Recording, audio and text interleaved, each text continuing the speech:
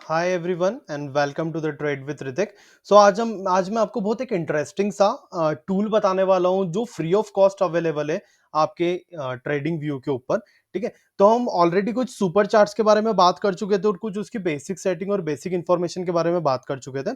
अब जो हम देखने वाले हैं स्क्रीनर, आप ट्रेडिंग व्यू के अंदर भी क्या कर सकते हो, स्क्रीनर यूज कर सकते हो और वो भी फ्री ऑफ कॉस्ट आपको मिल जाएगा। तो जस्ट आपको इससे कुछ इस टाइप का आपको स्क्रीन दिखेगी, इसके ऊपर आप जाइए और स्टॉक्स पे जाकर के आप क्लिक कर दीजिए। स्टॉक्स पे जाने के बाद let's do it, so let's do this करते हैं हम इसे। उसके बाद में इंडेक्स पे जाने के बाद इंडेक्स पे आप आपका पर्टिकुलर इंडेक्स सिलेक्ट कर लीजिए। लेट से अगर मैं देखूं तो निफ्टी 50 का इंडेक्स सिलेक्ट करता हूं तो यहाँ पे ओवरऑल जितने भी निफ्टी 50 के अंदर स्टॉक लिस्ट है वो यहाँ पर आपको दिख जाएंगे।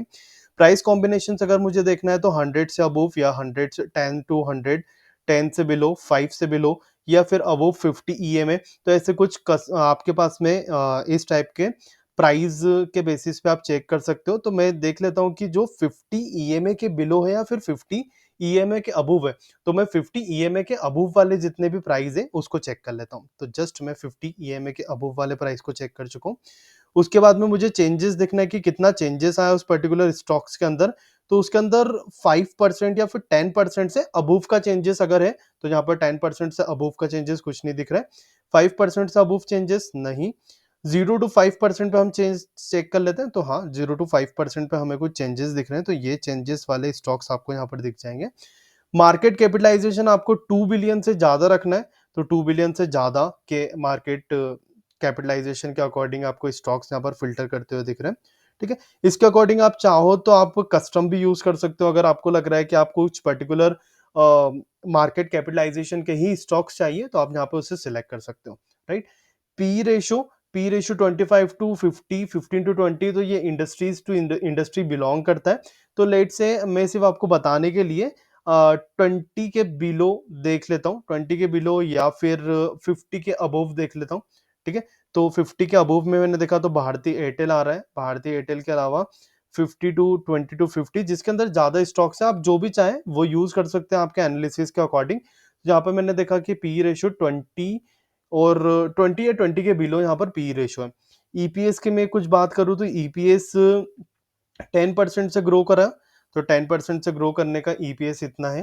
ठीक है, उसके बाद में डिविडेंड इल्ड 10% से उससे ज्यादा किसी कंपनी ने डिविडेंड इल्ड प्रोवाइड करी है क्या? नहीं करी है।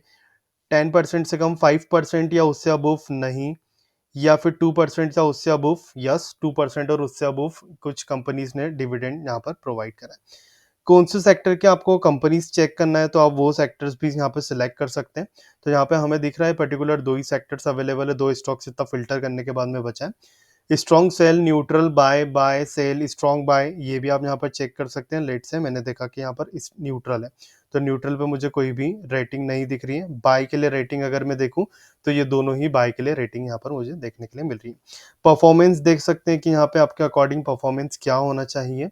परफॉर्मेंस के बाद में revenue growth, PG ratio, ROE देख सकते हैं और बीटा देख सकते हैं। और साथ ही साथ में अगर आपको जितने भी फैक्टर्स है, जितने भी फिल्टर्स यहाँ पर यूज करना है, वो सब फिल्टर्स आप यहाँ पर यूज कर सकते हो।